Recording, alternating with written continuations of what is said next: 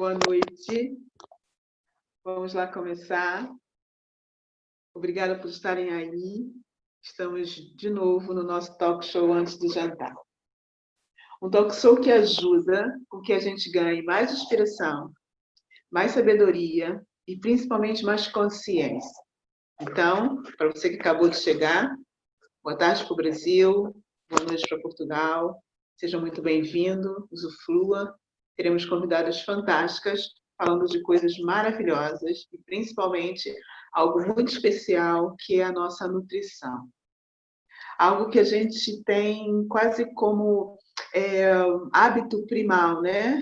Porque desde o início da vida, desde antes do início da vida, para ser mais preciso, nós precisamos estarmos sempre nos alimentando para que a gente possa cumprir, né, um propósito físico.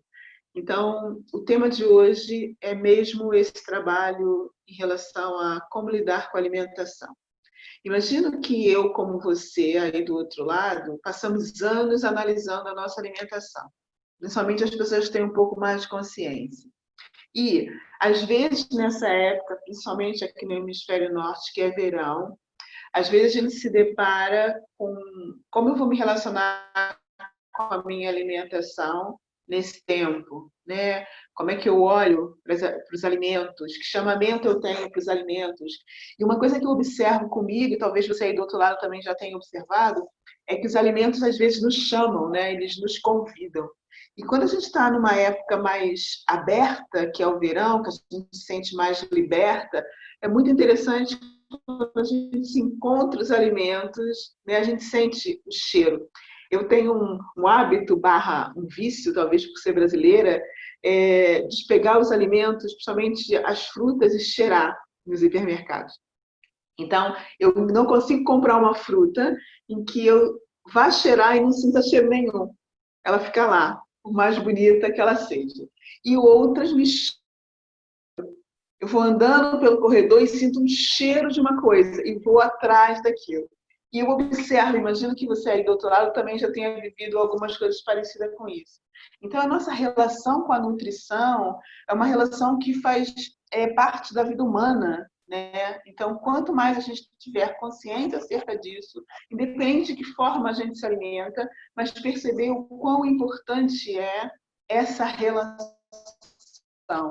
relação emocional.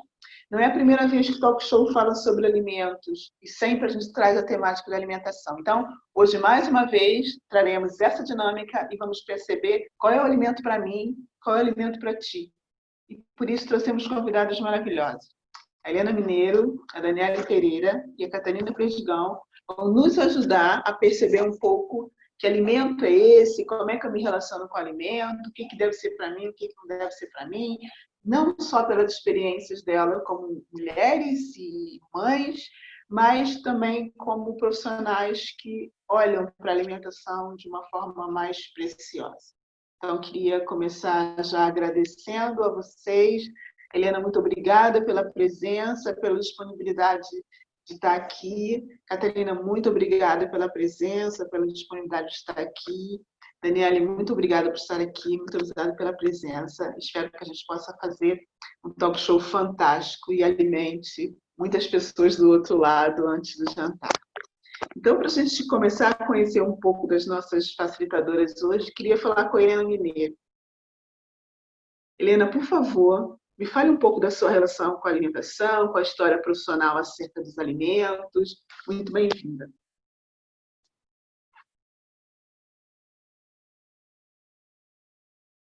Eu não te ouço.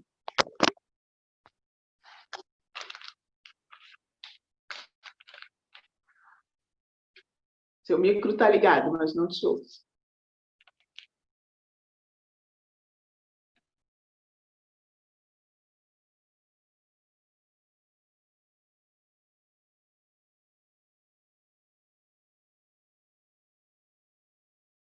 Ainda não. Vai tentando aí. Eu vou falando com as outras meninas para se apresentarem. Vai resolvendo essa coisa técnica que sempre às vezes acontece conosco. Catarina, querida, Fale um pouco da tua relação com os alimentos, como é que você chegou aí profissionalmente, da tua história com a comida, e fala sobre isso. Então, antes de mais, boa tarde. Não sei se eu tecnicamente se isto está a funcionar. Perfeito. Conseguem ouvir? Sim. Então, a minha relação com os alimentos tem vindo a ser transformada, digamos assim. Um pouco, por acaso, há pouco estava a fazer um comentário relacionado com uma imagem que era um peixe cozido, que era de uma amiga de diabetes, que veio precisamente dizer que na altura do diagnóstico que apareceu, que o peixe cozido era muito associado a bom controle da diabetes e que antigamente ela não gostava do peixe cozido e agora que gosta. E eu consigo transpor essa experiência comigo, porque eu fui diagnosticada diabética tipo 1 há 28 anos e no dia em que eu descobri que iria ser para a vida, o meu jantar era peixe cozido com batatas. E durante muito tempo a relação com os alimentos está a fazer um ruído que eu não sei se será meu. Estão a ouvir bem? Estava a ouvir assim um ruído esquisito. Não. Ok. E então, a relação com os alimentos tem vindo a ser também uma relação de pazes, não só com aquilo que como, mas também comigo mesma. Portanto, aquilo que eu olho, aquilo que eu olho e que vejo nos alimentos tem vindo a ser um processo também de descoberta e daquilo que me nutre, em vez de me alimentar, porque são coisas um pouco diferentes, não é? Nós podemos comer porque ficamos sem fome, digamos assim, mas não estamos nutridos. Portanto, tem vindo a ser um processo... Mas como é que você chegou aí, dessa consciência? Talvez, eu não sei exatamente quando é que foi, mas no início da minha diabetes era muito não podes comer. Não podes comer e não podes comer. E nunca foi... Pronto, eu tinha 12 anos, portanto não tinha muito esta noção de desenvolvimento pessoal e de me conhecer a mim própria. Portanto, foi no início da adolescência e foi ali assim um grande choque. Portanto, esta descoberta foi um pouco com o meu crescimento também, com a minha experiência pessoal a nível de relações e de mundo do trabalho e de algumas terapias também, mas foi no sentido de olhar para as coisas, não é algo que me limita, ou seja, eu olhar para um alimento e que me dizem eu não posso, é olhar para ele e dizer como é que eu posso tornar isto de uma maneira um pouco diferente para que eu coma de uma forma mais equilibrada. Não sei se me faço entender, mas vou tentar explicar. Eu tirei o curso de design industrial e sempre desenvolvi a minha profissão como designer gráfica. E para mim, o design gráfico como a cozinha é um processo de conhecimento e de acesso a olhar para as coisas e não ver só aquilo que está ali, é ir um bocadinho mais além, não é? É a mesma coisa de que eu olhar para uma maçã e perceber que a maçã tem muito mais coisas do que uma fruta, que pode ser comida crua, pode ser comida cozida, pode ser comida assada, em puré. Portanto, olhar para as coisas com várias perspectivas. E foi um bocadinho nesta experiência também que fui buscar o posso e o não posso, ou quando é que eu posso e quando é que me faz sentido. Portanto, há coisas... Então, é só para a gente localizar, né, no tempo e no espaço, né, para as pessoas perceberem um pouco. A diabetes vem antes do design gráfico. Sim, com 12 anos, sim. Eu comecei, eu comecei a faculdade, digamos assim, numa perspectiva mais, de afunilar, com 19, portanto, e terminei com 21 ou 22, mais ou menos. Portanto, nessa altura isto ainda não era muito consciente. Isto da alimentação mais saudável ou mais próxima daquilo que... Deixa eu perguntar uma coisa que eu imagino que muitas pessoas tenham curiosidade, que é, quando você tem o diagnóstico da diabetes aos 12 anos, Uhum. o que muda na tua história com a alimentação? Eu deixei de ouvir, Marinela, mas não sei se eu percebi. O que é que muda na minha história com a alimentação, é isso? Exatamente. Na altura, a alimentação para mim era quase como se fosse algo negativa, digamos assim, porque para dar insulina, e para dar insulina é preciso injetar. E sem injetar, é como se me tivesse a mutilar, digamos assim, mesmo que seja algo para sobreviver, não é? Ou para viver. Portanto, a grande mudança a nível de alimentação passou muito também pelos meus pais, não é? Porque eu não era autónoma em termos de fazer almoços e jantares e tudo mais, portanto, não... A mudança na altura foi aquilo que eu disse ao início, que é, não foi algo que... era algo que era proibido, ou seja, a maior parte das coisas que eu tinha que comer era quase como se fosse algo insípido e era o proibido, não podes comer. Então, para evitar as subidas de açúcar e tudo mais, era nesse sentido, na privação, digamos assim. Era algo que era penoso. Quando isso começa a mudar? Quando isso começa a mudar? É quando você começa a viver a vida na universidade? Quando isso começa a mudar? Olhar diferente para a comida, não como privação? Eu acho que foi mais... eu acho que eu já estava a trabalhar e julgo que se começou a dar o clique quando eu mudei de médico. Porque esta questão até mesmo da gestão da diabetes muda muito em termos também de conhecimento científico, ou seja, eu antes eu não sabia e não fazia este regime em que se eu bebesse um copo de leite, tinha que dar X unidades de insulina porque equivale a X gramas de hidratos de carbono. Portanto, eu não fazia as contas pelo alimento, mas sim pelo conjunto. Se o meu pequeno almoço fosse um copo de leite com 2 torradas, eu dava aquilo que era mais ou menos aquele conjunto. Eu não sabia que era os hidratos de carbono do leite e os hidratos de carbono das torradas.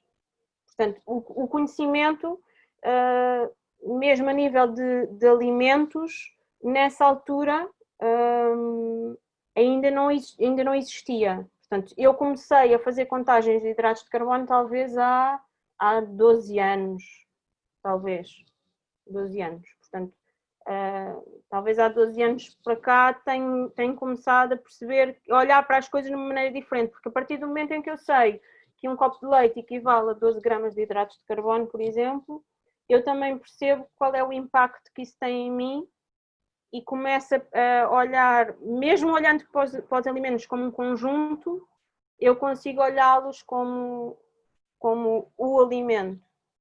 E isso traz o tal conhecimento e a tal consciência do alimento. Não sei se estou a ser clara. Ok. Imagino que essa sensação de começar a adolescência com a privação da alimentação, né, que é algo muito ligado à nutrição e acolhimento, deve ter causado alguns impactos emocionais. há quem diga que a própria diabetes é algo emocional, não é? Agora, eu na altura, isto faz parte também do processo de outros diabéticos também, que é a altura da revolta, ou a altura primeiro é ser uma coisa, isto vai passar, eles estão enganados. As análises dizem que eu tenho diabetes, mas isto foi só aqui um stresszinho, mas isto vai passar. E depois é perceber que afinal não vai passar e que afinal é para sempre. E depois é a revolta e o isolamento, não é? Porque de repente ninguém tem à minha volta, ou as pessoas que conheço são todas mais velhas, portanto o impacto emocional nos primeiros 3 anos talvez foi bastante, foi muito grande.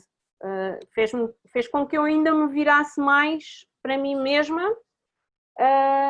mas depois houve um clique de afinal isto pode-se viver de uma forma muito mais fixe, conhecendo pessoas com diabetes também, através de uma associação de jovens que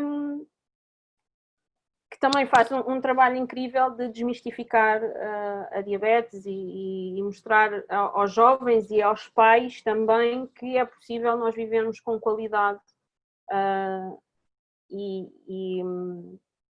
que isto não é assim um bicho-papão, não é? Mas... Ok, Catarina, a gente já volta aí para falar dessa viragem, dessa associação e desse olhar para a diabetes, para a relação com a comida, com maior consciência e com mais leveza, né? Sem esse impacto de separação, de eu sou diferente, de olhar, né? Num olhar mais ampliado, que eu percebo o que você tem hoje e é o que tem para ensinar as pessoas que têm esse percurso parecido com o teu. Já voltamos aí. Sim. Helena, já conseguiu? Já estamos podendo te ouvir? Olá, minha querida, consegues ouvir-me agora? Agora sim.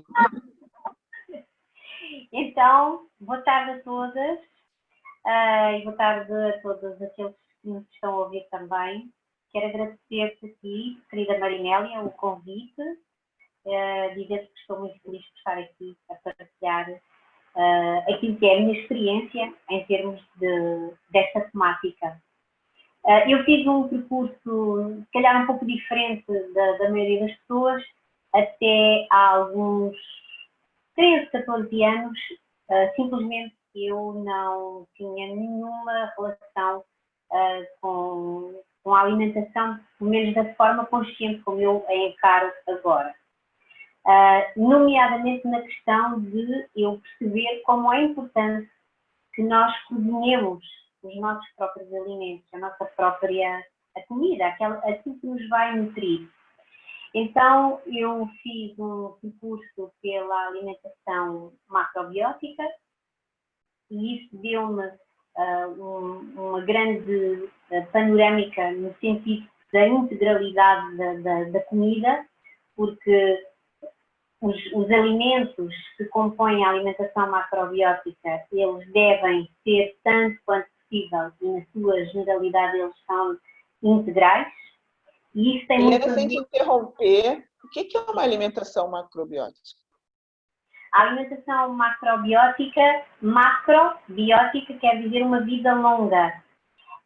Significa que é todo o tipo de alimento que te permite ter uma vida o mais longa possível.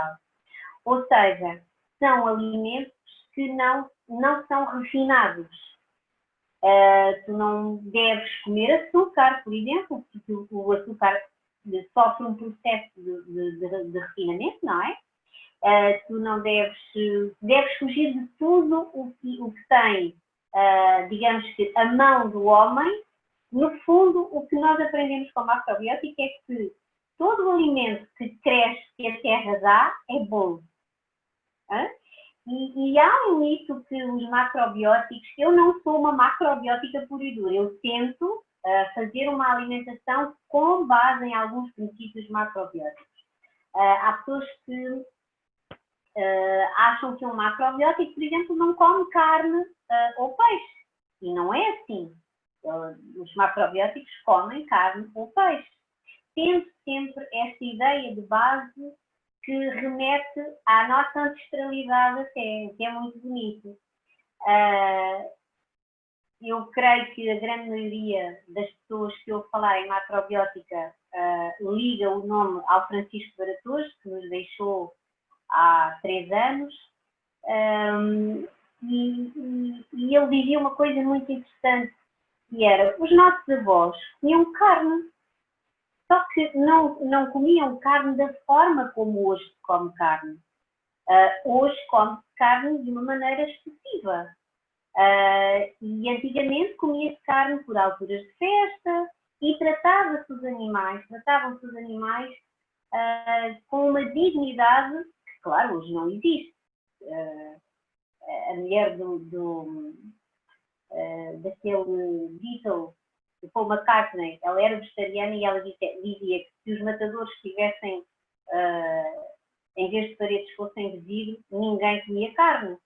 E isso dá um bocadinho uma ideia da forma humana como nós olhamos às vezes para as coisas, nomeadamente a forma como tratamos os animais. E é claro que os nossos avós comiam carne, mas faziam agradecendo ao animal, e o tempo de vida que esse animal tinha era um tempo de vida que era vivido na integralidade. E isso faz toda a diferença. Eles sabiam que estavam a criar aquele animal para o irem comer, mas o tempo de vida que ele durava, eu tenho a certeza absoluta que aquele animal era feliz. Acabava aquele processo e ele era para alimentar o homem. Mas isso é um processo que faz toda a diferença. E então eu estava a dizer, na macrobiótica aprendi muita coisa, mas hoje eu estou aqui também para fazer uma partilha do que aconteceu um pouco depois disso. E o que aconteceu é que eu fui jornalista durante muitos anos, depois passei para a parte da edição de livros, e nesse contexto eu conheci há 12, 13 anos a doutora Emília Pinheiro. E a doutora Emília Pinheiro é, no mundo, depois do doutor Peter D'Adam, com quem ela aprendeu, a pessoa que realmente é a referência em termos de dieta pelo tipo sanguíneo. E, na verdade, quando nós hoje em dia ouvimos falar em dieta, temos a tendência para pensar, quando nós ouvimos a palavra dieta, temos sempre a tendência para pensar que é, digamos que, uma forma de perdermos peso. Também é, mas não se circunscreve a essa questão. Uma dieta é uma forma de estar na vida. É uma forma de eu integrar em mim um determinado conceito que me vai ajudar a crescer enquanto pessoa. E eu sei que tenho que me alimentar de uma forma que seja a melhor para mim. E isso é o que faz a dieta do tipo sanguíneo. O que é que ela faz? Ela procura, através... Mas, Helena, antes de você me contar sobre isso, você disse que há 12 anos, ao conhecer essa médica, ela é médica, né? Você começou a passar a ter uma alimentação macrobiótica e também com a dieta do tipo sanguíneo, é isso?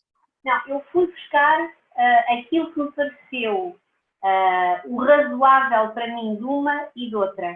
Porque eu acho que é isso, nós funcionamos assim. Esta é a forma de nós, pelo menos para mim, e eu estou a dar o meu testemunho, respeitando todos os outros, obviamente, porque é assim que tem que ser.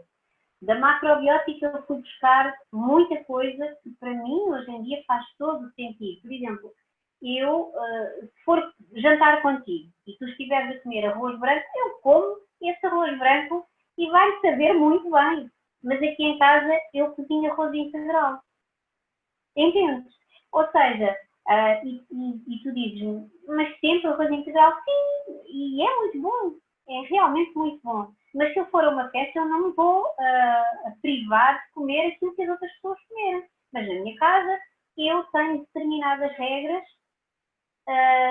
que não são regras como a Catarina. É a Catarina. A Catarina estava a dizer que é imensa graça quando ela dizia, quando eu descobri que tinha diabetes, pensava que só ia comer peixe cozido, se calhar ao jantar ia ter sempre peixe cozido, não é assim. A comida pode e deve ser prazerosa. Nós devemos retirar prazer daquilo que comemos. É um ato sagrado que nos deve dar prazer.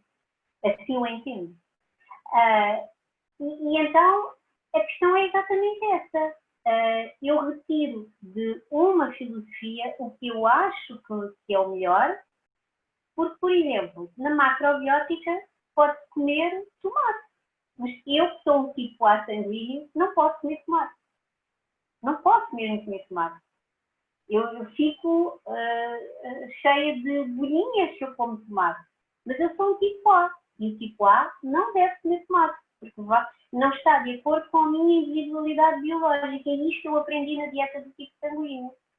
Então, significa isto que quando tu consegues retirar o melhor de cada filosofia, digamos assim, tu estás a integrar em ti princípios que para ti fazem sentido e que claramente tu consegues testar em ti, porque tu vais testando. Deixa eu perguntar uma coisa que as pessoas devem estar curiosas. Como você chegou na macrobiótica e depois na dieta do tipo sanguíneo? Como era a tua dieta antes da macrobiótica? Eu comia, assim, eu também devo dizer-te uma coisa. Eu sempre fui uma pessoa que me pautei sempre por aquilo que nós chamamos de senso comum, no sentido em que não me empanturrava de comida. Mas claramente eu comia coisas com açúcar. Hoje em dia eu também como, mas eu guardo isso para as festas. Se eu for a uma festa de anos, eu como. Jamais me irei privar de comer um bolo. Não vou fazer isso. Isso dá-me imenso prazer. Agora, eu não vou comer bolos todos os dias. Não vou. Porque eu sei que isso me faz mal. O açúcar é a pior coisa que nós podemos comer, é o açúcar. Literalmente o que ele faz ao nosso corpo é retirar tudo o que é sal mineral. Que nós não temos em abundância no nosso corpo. E também não temos muitos alimentos que nos deem sais minerais. Até por uma questão de cultura. As algas são o alimento que mais sais minerais têm, mas nós não temos uma cultura de comer algas. Já olharam para a pele dos japoneses? É maravilhosa. Eles têm essa cultura, nós não temos. Então, o que o açúcar faz, e isso eu aprendi na macrobiótica, é tu comes uma colher de açúcar e ele faz isto, suga-se, tudo que tem sais minerais. É mesmo muito mau. Mas é assim, às vezes há coisas que não dá para evitar. E se eu estiver numa roda de amigos e tiver lá um doce, e nós sabemos que à beira de uma mesa nós contactamos com o melhor, que são os nossos amigos, e é uma partilha de tudo, claro que eu me vou dar ao prazer e ao luxo de comer um doce. E se amanhã isso, eu já retomo a minha normalidade, digamos assim. Então, okay. Como é que eu era? Só um pouquinho. Esse teu aprendizado em relação ao açúcar ainda vem da macrobiótica, é isso? Né? Sim. Foi um aprendizado lá que você trouxe para a tua vida, que inclui a dieta também do tipo sanguíneo, é isso? Mais tarde foi a dieta do tipo sanguíneo. Na verdade, a dieta do tipo sanguíneo, o que se vai trazer é como é que o teu corpo lida com os alimentos. E mais, e talvez o mais importante, é que aquilo que me faz bem a mim, sendo um tipo A, pode fazer muito mal a ti, sendo um tipo O. Ok, então ficamos por aí. Muita gente vai querer saber mais disso, vai pensar no seu tipo sanguíneo e pensar, então, o que será que pode fazer bem ou mal para mim? Deixa eu ver a Dani um pouquinho. Daniela, bem-vinda. Me fala como você criou essa relação com os alimentos, o que você vive hoje profissionalmente acerca dos alimentos. Me fala sobre isso. Olá a todos, obrigada, Mari, pelo convite. Consegue me ouvir bem? Perfeito. Sim? Ok, tudo sem fone. Bom, a minha história começa na infância. Eu sou de Santa Catarina, do sul do Brasil, sou da terra do churrasco.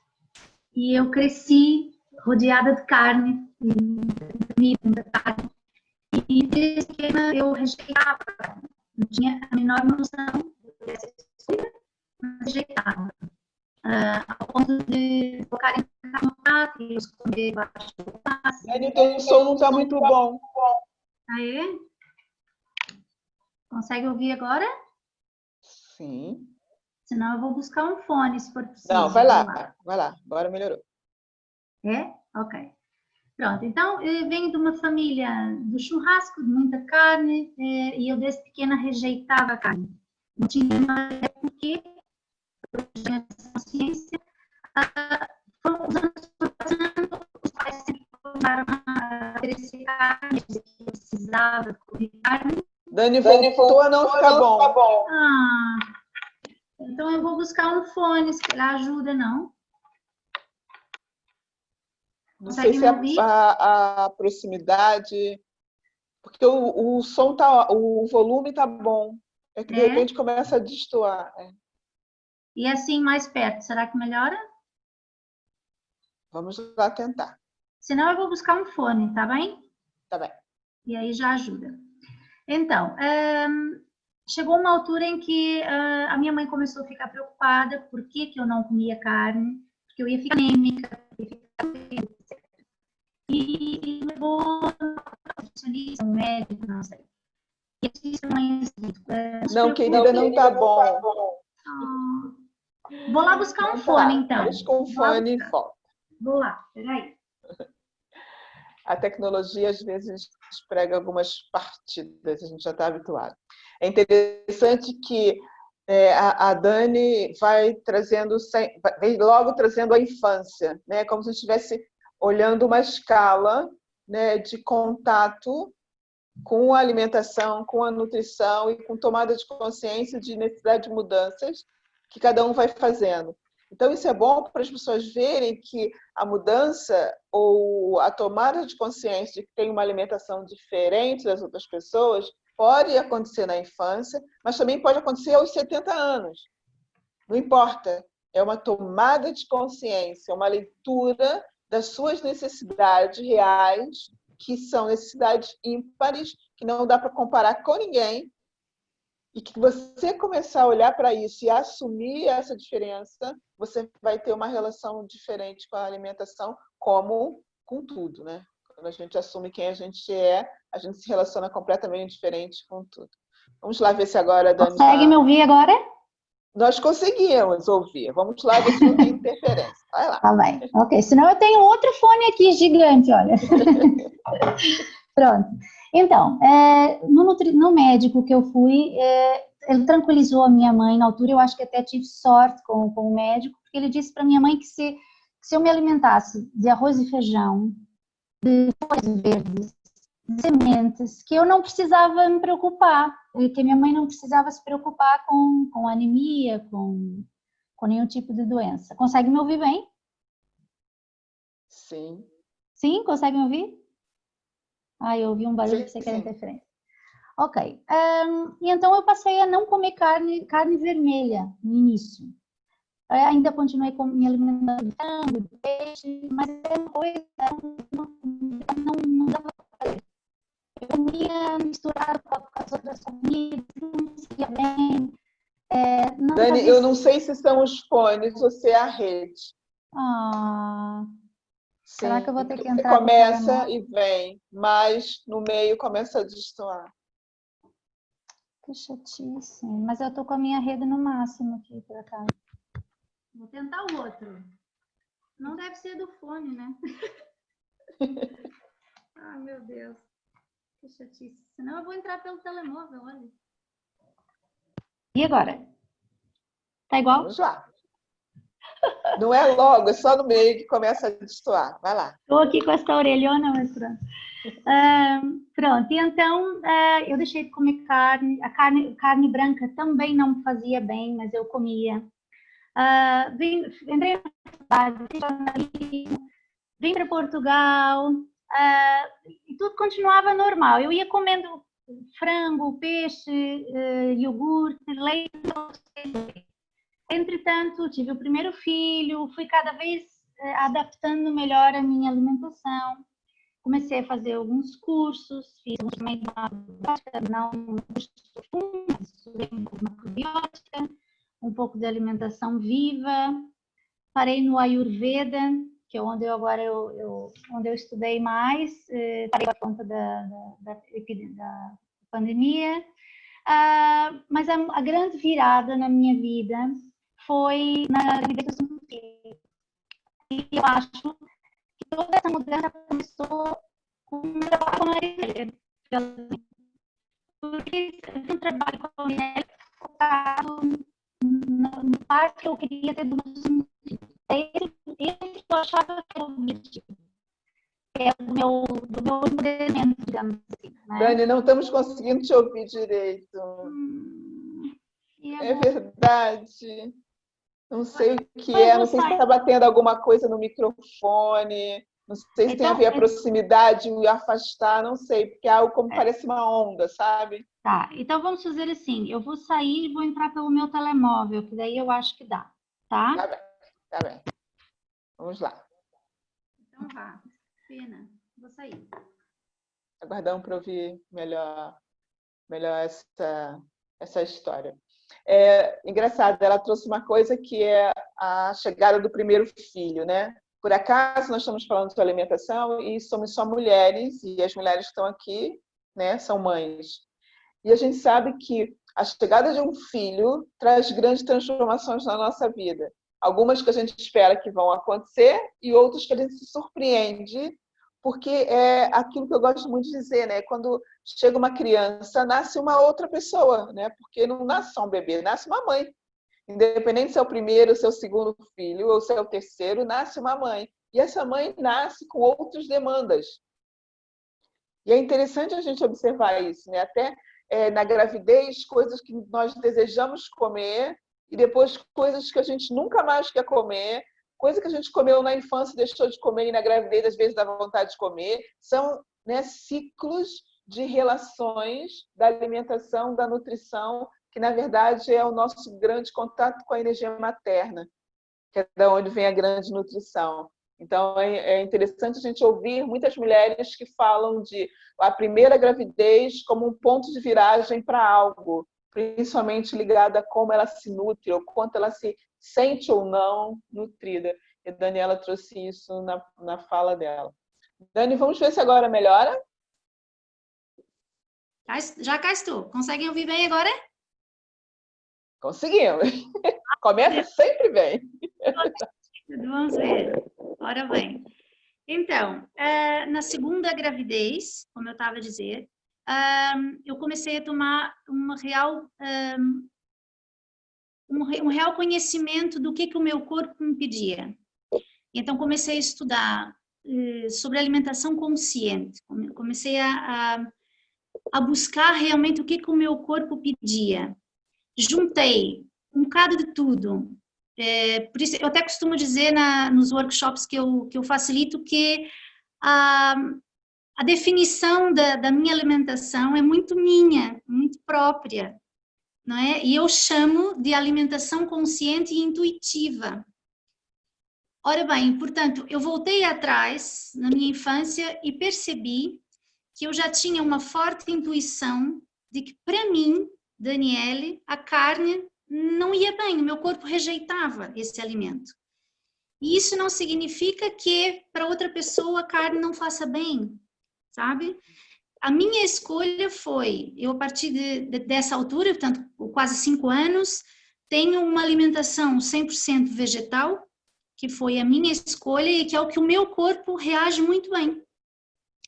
E a partir do momento em que eu tomei consciência dessa intuição, tudo fez um maior sentido, porque, por exemplo, como é que eu hoje coloco isso na minha vida? De uma forma muito simples. Eu acho que na nossa correria do dia a dia, é muito mais fácil você chegar a casa, imagina, com uma grande fome, ou acha que é fome, e vai abrir a porta da despensa e vai apanhar qualquer comida que tem pela frente e vai se alimentar daquilo porque acha que está com muita fome. A alimentação intuitiva ou consciente, o que ela te faz é parar por um minuto. Não precisa parar para meditar, é parar por um minuto e realmente perceber por que eu estou com fome. E são algumas perguntas que você, no início, tem que se habituar a fazer, mas que depois é muito automático. Do tipo, será que eu estou com fome ou eu estou com sede? Será que eu estou com sede ou eu estou ansiosa? Será que eu estou triste ou estou feliz demais?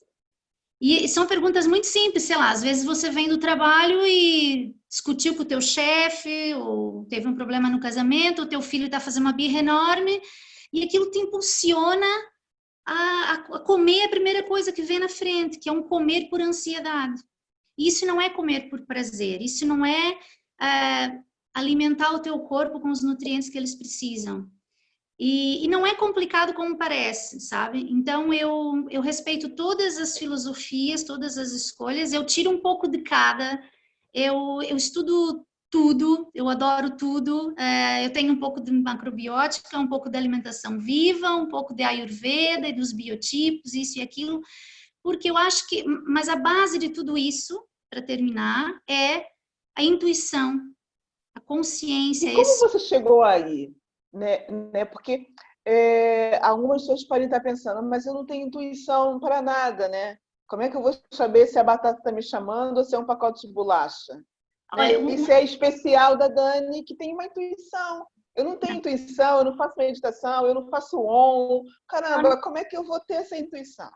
Não, eu acho que não tem nada a ver com meditação. A meditação ajuda a muita coisa, uma tomada de consciência, como é óbvio. Mas, por exemplo, vou dar um exemplo muito simples, que até me aconteceu no outro dia, porque não significa que eu também não tenha, que o meu corpo não reaja às coisas, eu não sou perfeita, não é? Imagine, no outro dia eu jantei, já era muito tarde. Comi, sei lá, comi feijão, eu gosto muito de feijão, comi um prato muito grande, achei que estava com muita fome. E eu fui dormir muito mal disposta. Eu fui dormir com dor de cabeça e eu comi uma comida saudável. Entende? Não é por aí. Eu fui dormir com dor de cabeça, eu fui dormir mal disposta, eu acordei super enjoada, tive diarreia. E aí eu parei um pouquinho, é aquilo parar, mas espera aí, o que eu comi ontem? É que a gente nem lembra o que comeu ontem, o que eu comi ontem? Primeiro, jantei muito tarde, comi rápido, comi muito rápido, porque o meu filho estava fazendo uma birra, queria dormir, eu comi muito rápido, comi uma comida muito pesada, e eu acho que eu não estava com fome. Eu comi porque eu acho que as pessoas às vezes comem todas as refeições porque tem que comer, porque a sociedade diz que agora é a hora da janta, é a hora da... Então, uma das coisas que eu aprendi é comer quando tem fome. Que é chamado na nutrição intuitiva como honrar a fome. É uma palavra uma frase que eu gosto muito, que é honrar a fome. Então, esse parar, será que eu estou mesmo com fome? Será que eu preciso de um prato de arroz e feijão quase às 10 da noite? Ou será que se eu comer uma banana e tomar um chá, eu já não fico com aquele aconchego que eu preciso, mas eu vou estar melhor. Então, é reparar nos intestinos, se os intestinos funcionam, não é preciso nenhum tipo de meditação, mas é o olhar, se observar, né? Então, mesmo aquela pessoa que acha que não intui nada, pode comer assim? Eu acho que sim. Eu acho que sim. Porque a palavra intuição talvez pareça muito zen, muito, né, uma coisa, mas todo mundo tem uma intuição, né? Todo mundo conhece um pouco o seu corpo. Você fala com várias pessoas, você diz, eu não posso comer, sei lá, não posso comer bife, ou outra, eu não gosto de cogumelo. Por exemplo, meu filho é vegano também, mas ele não gosta de cogumelo. E eu tento lhe dar cogumelo desde que ele nasceu e ele não gosta de cogumelo. Portanto, de alguma forma o corpo dele rejeita o cogumelo e não tem problema. E outro exemplo que eu gosto muito de falar também é o que a gente faz com as crianças. Eu já fiz muito isso com os meus filhos, que a gente dá um prato e aquele prato, para ser uma pessoa saudável, a criança tem que comer aquele prato. Então, ele comeu a metade do prato e a gente continua a dar e diz, come tudo que daí eu vou te dar isso, ou come tudo que senão não vai ao parque, come tudo. Mas, na verdade, aquela criança provavelmente já está satisfeita. E aí ia tentar também ter um pouco de observação, e já aconteceu, por exemplo, de eu dar comida na boca do meu filho, ele fazer uma bola e ficar com a comida na boca e você perceber que aquilo já deu para ele já está bem. Mas a gente continua insistindo, e isso vem da mãe, vem da avó, né? Tem que ter gordinho, tem que comer. Então é muito desassociar isso tudo, né? Eu acho que desde a minha infância, eu já fui meio...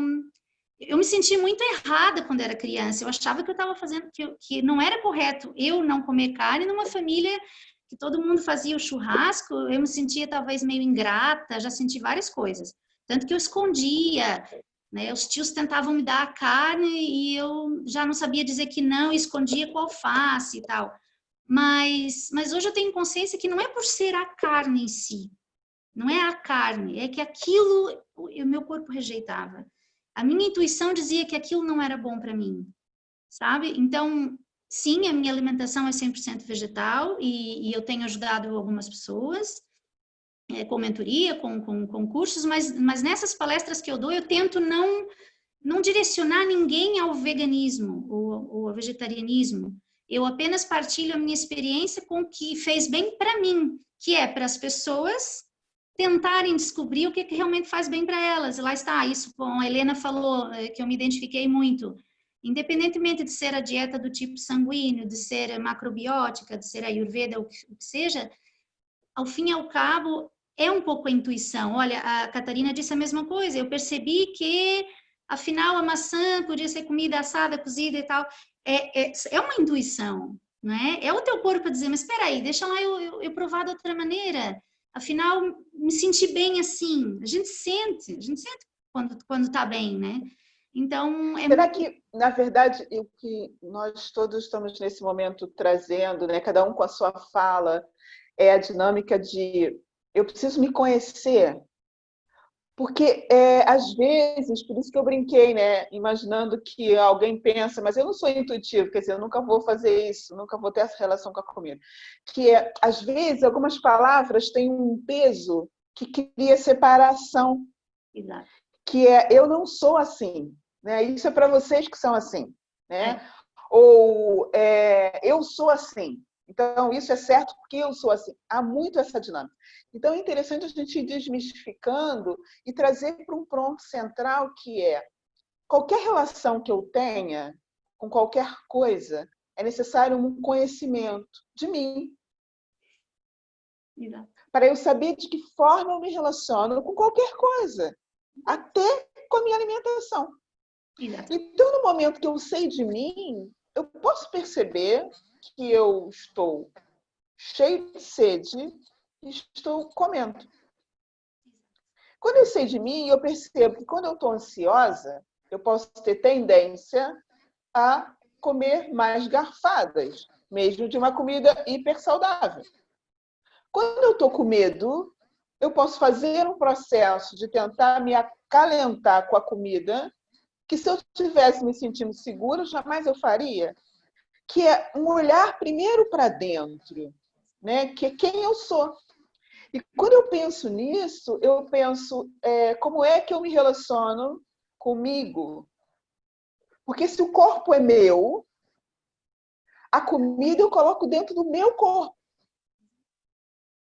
E aí eu preciso me perguntar, por que eu coloco esta comida dentro do meu corpo e não aquela? Por que eu não respeito o meu corpo? Ele já disse, chega, e eu continuo não prestando atenção, que estou colocando garfadas e mais garfadas dentro da boca. Por que eu como uma coisa que eu gosto muito, mas numa compulsão que não era necessária? Porque, na verdade, eu estou separada de mim. Isso mesmo. Né? E quando eu penso em alimentação, eu que não tenho nenhuma formação ligada à alimentação, eu lembro exatamente a nossa primeira alimentação, que foi a alimentação que a gente teve da nossa mãe. E, querendo ou não, nós não tivemos chance de escolha. É verdade. A gente recebia o que a nossa mãe nos dava. Ou era o leite materno, ou era um leite artificial. Mas era o que ela nos dava. Os mais antigos, talvez, nem tivessem tido chance de experienciar o leite. Às vezes era uma farinha misturada com uma água, só para o bebê se sentir saciado, o estômago ficar cheio e ele dormir. Porque a gente está falando de alimentação, mas é uma coisa muito antiga, né? Não é do aqui e agora, é de sempre. E essa relação de como a gente foi nutrido pela primeira vez deve também condicionar a forma como a gente se relaciona com a nutrição. Vocês não acham isso? A Catarina trouxe o exemplo dela e falando, quando eu soube que tinha diabetes, a primeira coisa que eu pensei foi a privação. E a primeira alimentação que tinha naquele dia era peixe cozido com batata. Quer dizer, isso marcou a vida dela. Esse tipo de alimentação naquele momento. Não quer dizer se é boa ou se é ruim, ou se era o prato preferido dela ou não. Tem a ver que o impacto emocional de uma doença, de um contato com um diagnóstico, fez rapidamente um link com a alimentação após o diagnóstico. E na memória ficou ali, então, na memória emocional. E eu acho que é bom que as pessoas olhem para isso, em vez de pensarem eu consigo ou não consigo, que memórias eu tenho com a minha história da alimentação, que memórias eu tenho da minha relação com a minha mãe. Será que eu fui amamentado? Será que eu rejeitei o leite da minha mãe? Será que a minha mãe foi bombardeada com aquela ilusão de que o seu leite é fraco, não é bom? E eu recebi todo esse impacto. E eu acho que é essa consciência acerca de quem nós somos que faz com que a gente se relacione com tudo de uma forma saudável, que é uma forma consciente. A Catarina estava trazendo a dinâmica dela entrar nesse mundo da diabetes e sentir um pouco excluída e encontrando, né, links, pessoas, histórias. Como é que foi isso, Catarina? Como é que você começou a sentir que não era só você que era assim e tinha pessoas muito legais que também eram assim? Tive contacto através dessa associação que fazia e faz, né, da pandemia, mas são colónias de férias em que nós estamos uma semana em contacto com diabéticos. Portanto, temos uma equipa médica em que algumas pessoas da equipa médica também são diabéticas, mas na realidade nós estamos uma semana completamente focados ali na parte da diabetes, mas nós não falamos da diabetes. É engraçado porque nós temos uma linguagem todos em comum, sabemos todos o que é que é uma hipoglicemia, uma hiperglicemia, os hidratos de carbono, não sei o quê, mas não passamos o tempo todo a falar sobre a diabetes. Quer dizer, já temos a diabetes 24 horas sobre 24 horas, mas é muito interessante haver precisamente estas partilhas e nós percebermos que nós somos indivíduos e que uma carcaça, por exemplo, há determinadas pessoas em que faz sentido comer uma carcaça, que é um pão branco, para outras pessoas faz sentido comer um iogurte de manhã e está tudo certo. Portanto, é aceitar essa diversidade e que cada um consegue gerir também a sua diabetes, porque é só sua, conforme aquilo que é. Na altura fez-me todo o sentido conhecer pessoas com diabetes e pessoas novas, porque a minha relação com a diabetes era com pessoas mais velhas e não tinha, associei a algo pouco saudável, ou seja, essa questão da privação, porque a referência que tinha era de facto uma pessoa que vivia sempre privada e oprimida, porque não podia comer. Eu não posso comer.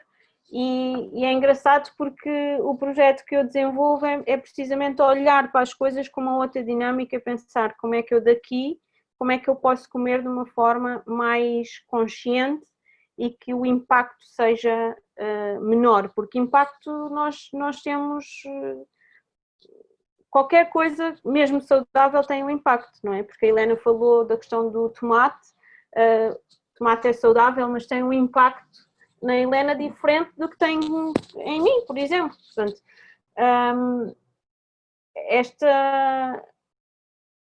esta diversidade também e outras experiências de outros diabéticos e não só, também vêm acrescentar à aceitação e ao processo de que eu sou diferente, mas não sou assim tão diferente. Ou seja, nós somos diferentes todos uns dos outros, mas não é por ser diabética que sou diferente, não é? E na altura, antes de conhecer este grupo e esta associação, eu achava que era diferente, mas de uma forma negativa. Sendo diabética e desde uma idade tão, né, tão novinha, o que você lembra que adoraria comer e não podia? Doces. Qualquer doce? Qualquer Um doce. especial? Eu tinha, nesse tal jantar em que era peixe cozido, eu tinha andado já a namorar a minha mãe há muito tempo para comprar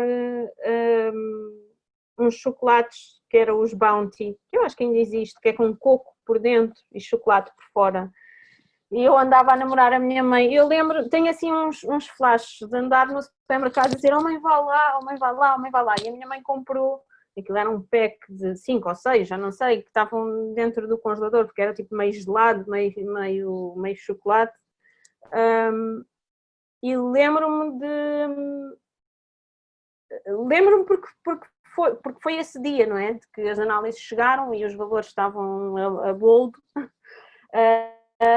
Mas essencialmente eram os doces, porque apesar de do meu jantar ter sido peixe com poucas batatas, que era aquilo que me salvava, eram as batatas do peixe, porque tudo aquilo que nós comemos transforma-se em energia, em açúcar, não é? Portanto não é só os doces, mas também tudo o resto.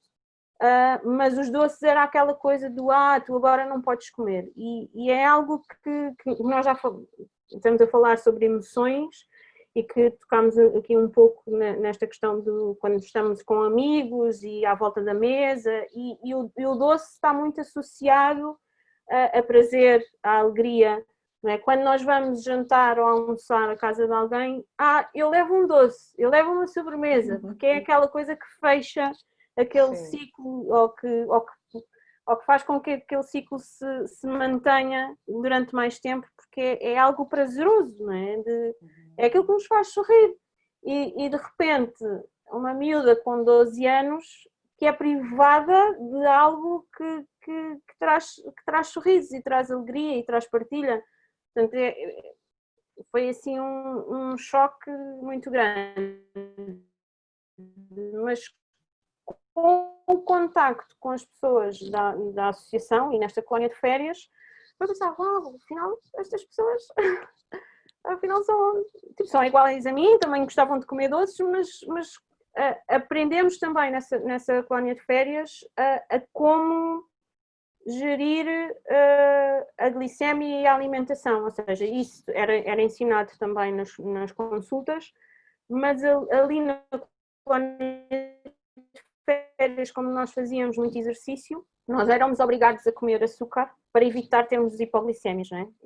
Porque quando nós fazemos exercício nós estamos a gastar açúcar e então como fazíamos o dia todo caminhadas e fazíamos escalada e rapel e tudo mais, os nossos gastos energéticos eram maiores, portanto era quase certo que nós precisássemos de comer alguma coisa. Então era um bocadinho desmistificar isso, era quase dizer, ok, nós estamos a dizer que vocês não podem comer, não é? E agora vêm para aqui para esta situação em que vocês têm que comer, mas mentalmente é tirar aquela ideia de que o doce é mau, não é? Há coisas que, lá está, a carne para a Daniel não fazia sentido, não é? E não faz sentido. Para mim pode fazer, como o doce, em algumas circunstâncias, para mim faz sentido e eu preciso, porque senão posso cair para o lado. Portanto, é também tirar desmistificar e perceber que há determinadas situações em que nós devemos, de facto, consumir, mas ter essa consciência. Essencialmente, e há bocadinho estávamos a falar sobre isso, é nós sairmos, a questão da alimentação é nós sairmos do automático e olharmos para nós.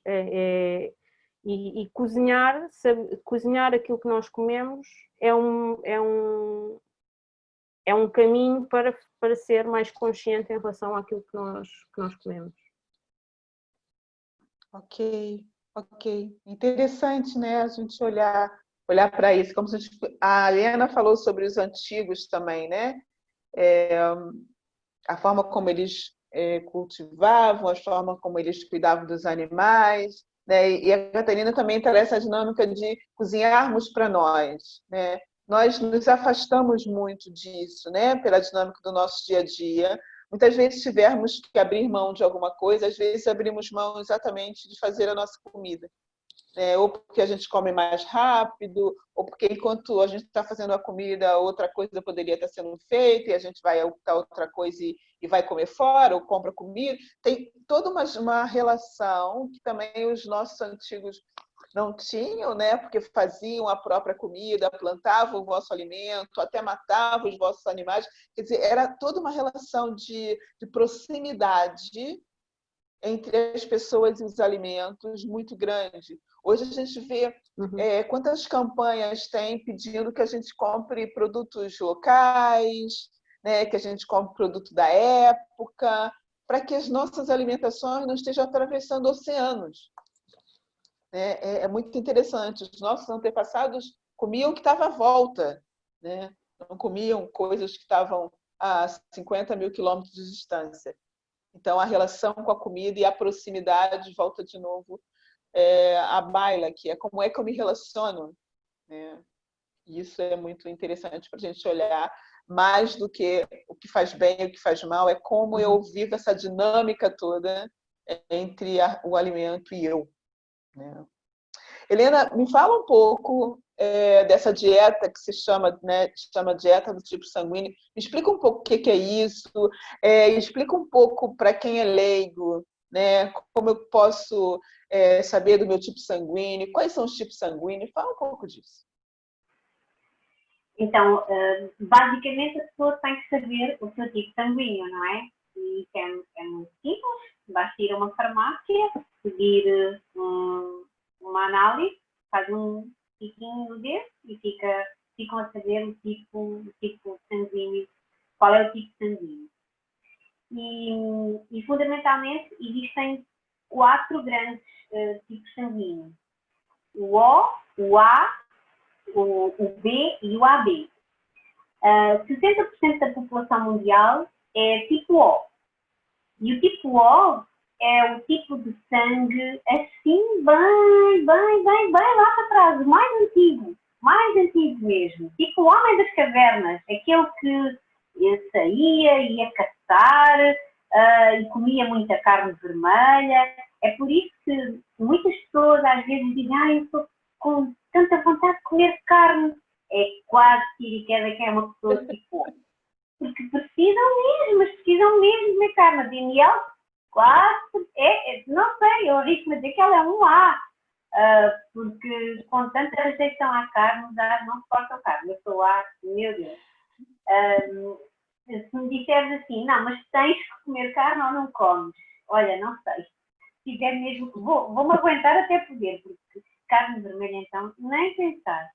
É um sofrimento mesmo. Não, mesmo, não dá. É incompatível connosco. Porque aquilo que a dieta do tipo sanguíneo faz é comermos de acordo com a nossa individualidade biológica.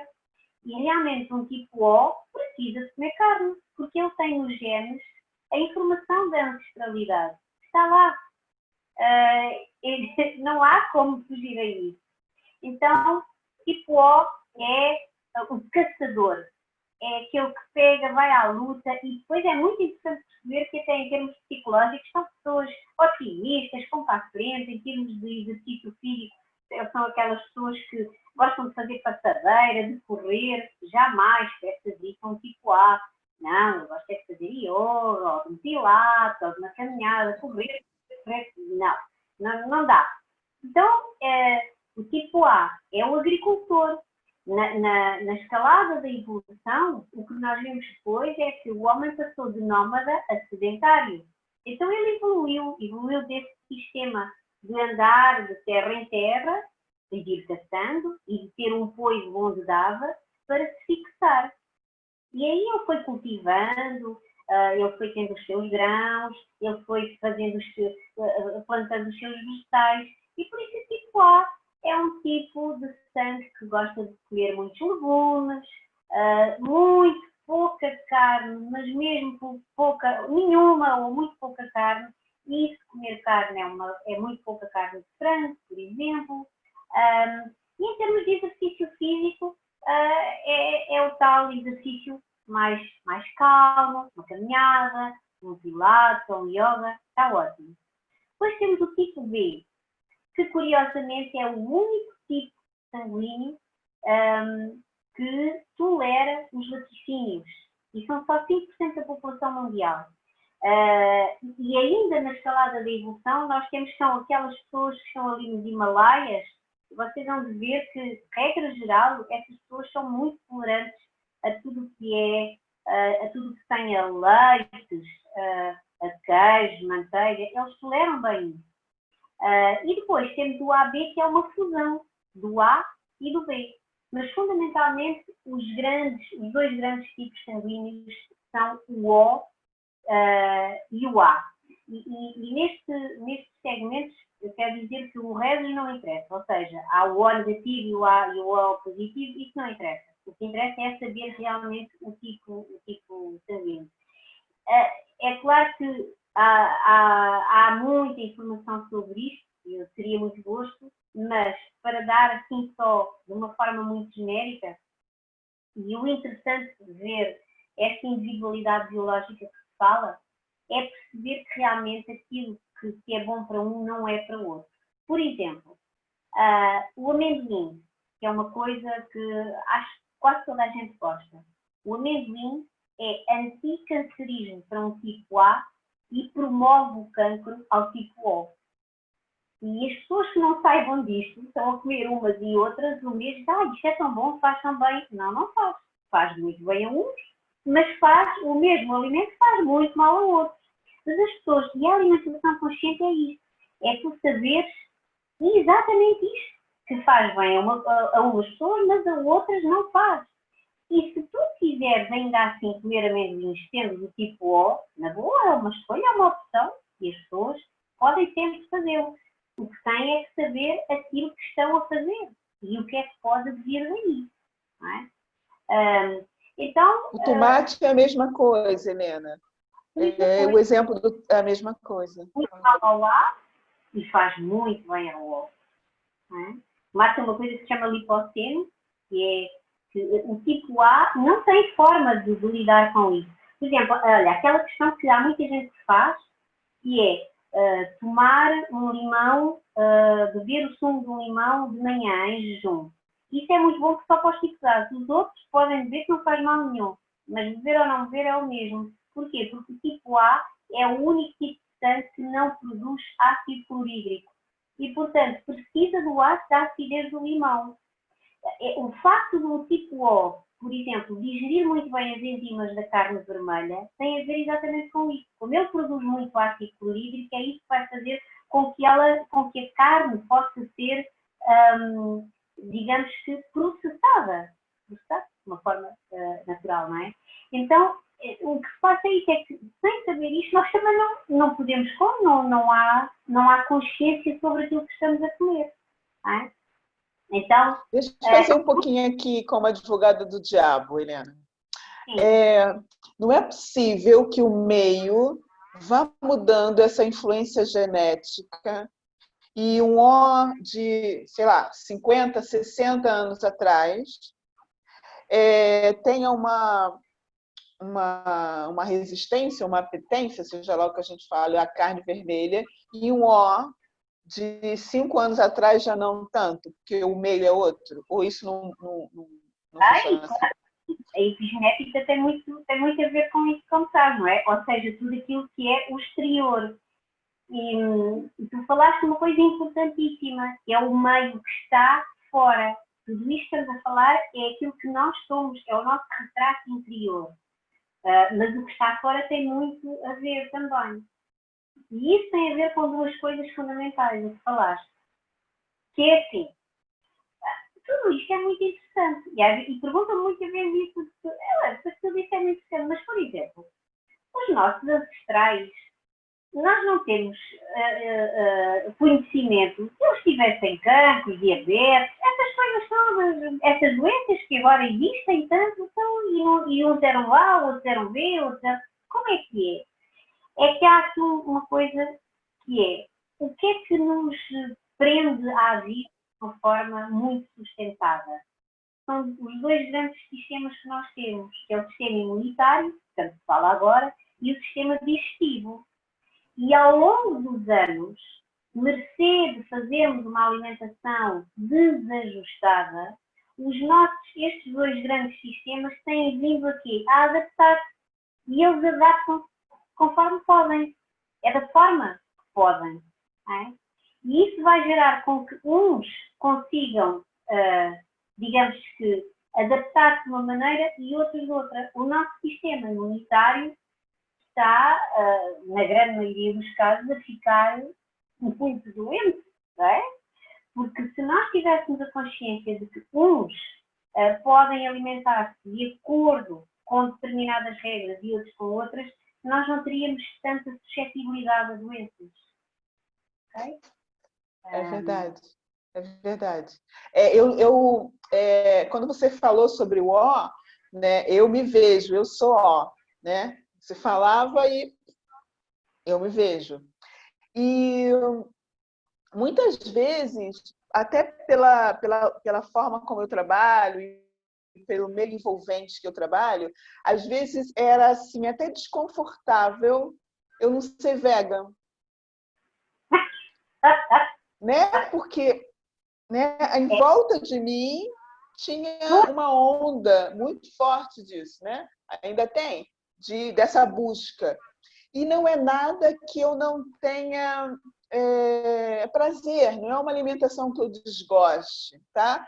E é até uma coisa que eu acho que, né, até em alguns pontos faz sentido, mas é mesmo algo mais forte do que eu.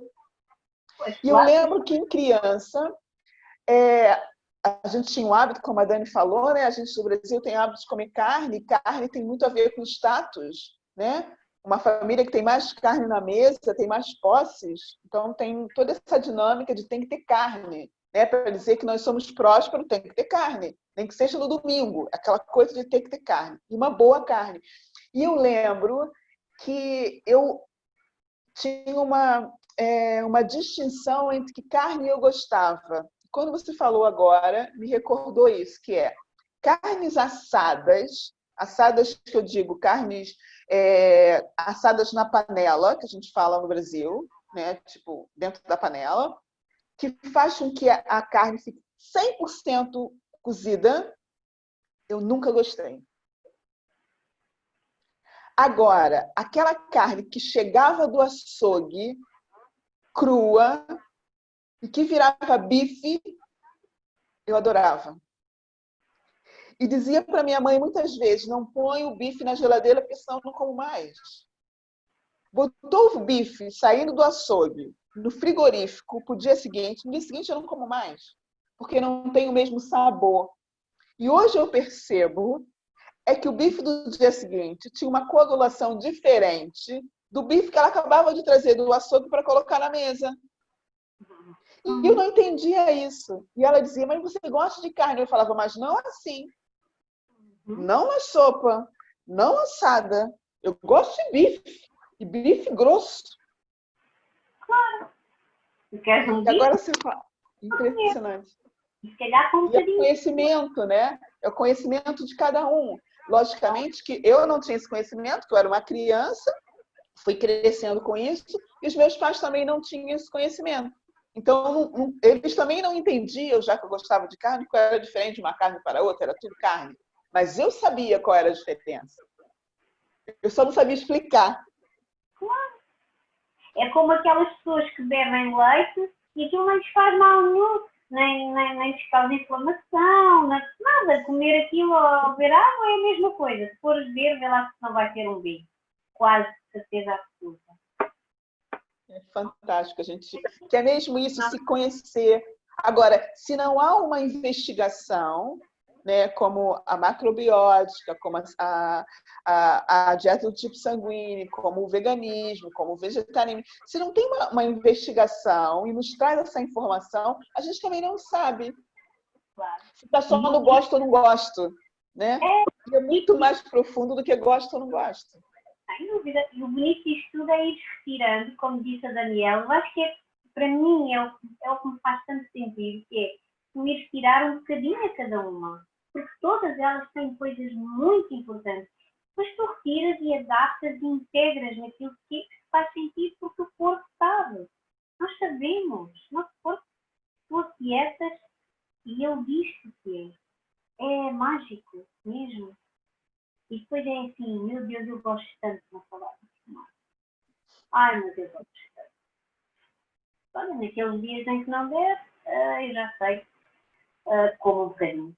Agora não posso ser uma saladona de tomate como eu queria, porque depois vou pagar um preço muito alto. Mas olha, é uma escolha minha, se eu quiser pagá-lo, vamos embora. Mas pelo menos eu sei porque é que vou passar mal. Não é? Tem consciência do que está passando mal. Não culpa a azeitona, né? Fantástico, fantástico.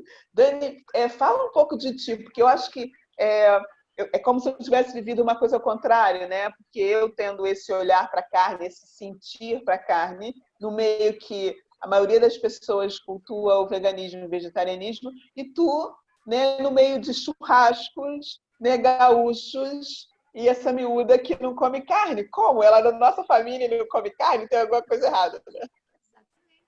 Foi todo um processo também emocional, porque a gente sabe que o churrasco é festa, né? Se tem um aniversário no Brasil, tem churrasco. Se tem um jantar de formatura, tem churrasco. É tudo churrasco.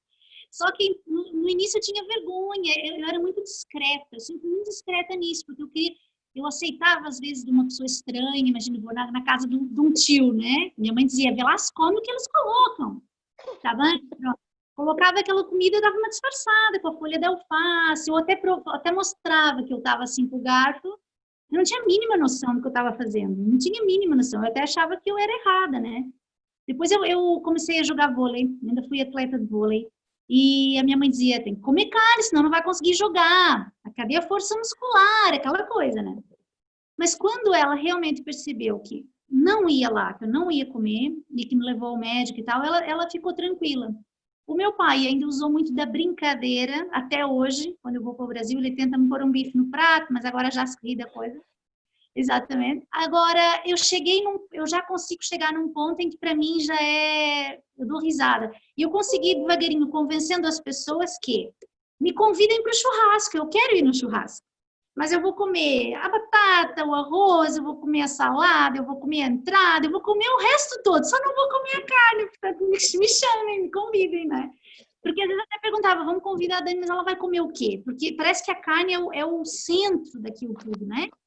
E tem tantas outras coisas gostosas que se faz, né? A minha avó, sei lá, tinha várias saladas, a minha avó tem uma horta enorme, então para mim aquilo era salivava, sabe? E depois, aqui, mesmo recentemente, eu tenho meu sogro, por exemplo, tenho uma relação fantástica com ele. Mas ele fala na brincadeira, ai, a minha norinha é esquisita, é toda esquisita, não adianta que ela é esquisita. E aí eu brinco com ele, não, é a minha escolha. Só que com o passar dos anos, eu comecei a fazer jantares na minha casa, e no início o Pedro fazia peixe, fazia carne, mas chegou um dia que ele mesmo me disse assim, olha, acho que não faz muito sentido você fazer um jantar que não é o que você acredita e não é o que você cozinha verdadeiramente.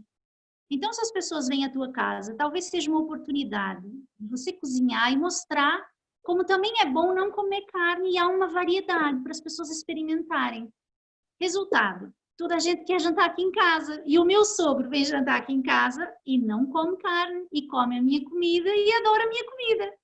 Portanto, e aquela história, se você tentar convencer, né, aquela coisa deixa eu tentar tornar toda a gente vegana, quando você começa a tomar consciência, não dá certo. As pessoas se afastam, porque cada um tem uma ideia. Agora, se você talvez mostrar essa experiência, alguns vão gostar da experiência, ou pelo menos vão diminuir o consumo de carne, se acharem que o seu corpo até ficou bem, sem comer carne, e outras não. Agora, nesse diálogo do eu tô certa, não funciona.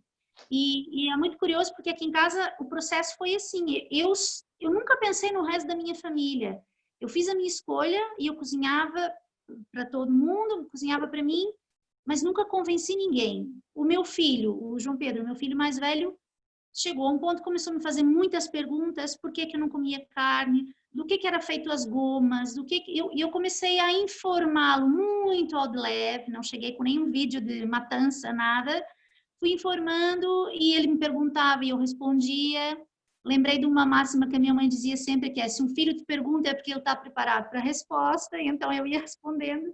E eu vi que ele foi deixando de comer carne, até me chamarem na escola e falarem, olha, o João não come carne, só come os acompanhamentos, e diz que não come animais, e anda a falar para os amigos, e não sei o quê. E eu pensei, bom, então, agora não é comigo, agora eu tenho que trabalhar de uma forma diferente. Levei a pediatra, um bocado escuro ainda, que é com o filho, né? E depois percebi assim, não, se eu estou bem, se eu tenho saúde, se eu mantenho assim há muitos anos, ele também pode. E se é uma escolha dele, eu também posso transformar isso de uma maneira diferente. Nunca foi obrigado, nunca foi induzido, nada. E ele às vezes se preocupa quando vai à casa de um amigo. E o que eu sempre passei para ele foi, não há proibição, não existe proibido. A alimentação não pode ser proibida. Se você está num aniversário, se você está numa festa e olha, sei lá, uma carne, um queijo, um pão, qualquer coisa que você sinta vontade ou que você está com fome, você vai comer. Isso não vai fazer de você mais vegetariano, menos vegano, menos... E eu tento tirar dele essa classificação, porque isso é meio pesado, parece que a ideia que eu tenho, que me vem sempre à cabeça é tipo, eu sou do Benfica, você é do Sporting, eu sou do Flamengo, você... Sabe? Há uma separação, parece, a turma do vegano, a turma da macrobiótica, e não pode ser, sabe? É claro que todo mundo tem que respeitar a nossa escolha. Eu não como carne, se eu vou ao aniversário e eu quero comer alguma coisa que está lá de carne, não como mesmo, mas se o meu filho quer, ou se ele tem vontade, ele vai comer. Ele já disse que ele prefere escolher, por exemplo, dentre tudo, se não tiver escolha, ele come atum, assim, mais ou menos, e tá tudo bem. E ele não tem que dar satisfação a ninguém, ele já sabe o que o corpo dele reage. O meu filho mais novo, por exemplo, adora uma carninha. Tem 4 anos, portanto, aqui em casa ele só come a comida que nós fazemos. O meu marido, no início, eu estava no mercado e ligava e dizia, olha, quer que eu leve um peixinho, quer que eu leve carne? E ele dizia, não precisa. E começou a comer a minha comida. E em casa nós não compramos nem carne nem peixe. Mas às vezes, ele como almoça fora, apetece-lhe um bife. Ele come um bife. No outro dia chegou em casa com uma caixinha de caracóis. Estava com vontade de comer caracóis. Maravilha, ele come os caracóis, fizemos a mesa. E assim, não é pesado, não é imposto nada, sabe? A gente cria essa experiência juntos. Ele vai experimentando. Ele já, quando come carne e mata aquela vontade, ele já comenta, olha, sabe que já me pesou, já foi estranho. Eu disse, então, mas... faz o que o teu corpo achar melhor. A vontade é sempre essa, que é o que eu digo para o João. Se você tem vontade, come. Se você nota que não se sente bem, não come.